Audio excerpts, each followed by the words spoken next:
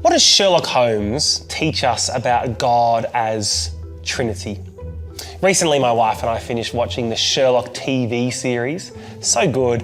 And what's cool about it is that at the end of every episode, you get to look back and see all the clues that were there all along. And suddenly everything makes sense. It's similar with the Bible. In the Old Testament, we learn that there is one God. That's true.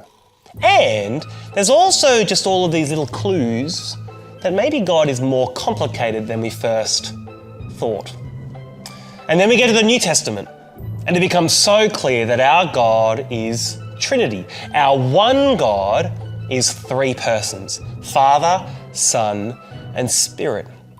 And with that knowledge, we can then look back to all those clues in the Old Testament and see that it was true all along. The God of the New Testament is the God of the Old Testament. The God that never changes doesn't change. Let me show you two examples, my two favorite examples. Right at the start, Genesis chapter 1, verse 1. This is what it says. In the beginning, God created the heavens and the earth. So at some point, there was nothing, and then there's something. God creates the heavens and the earth. And who is there at the start? Well, God, singular.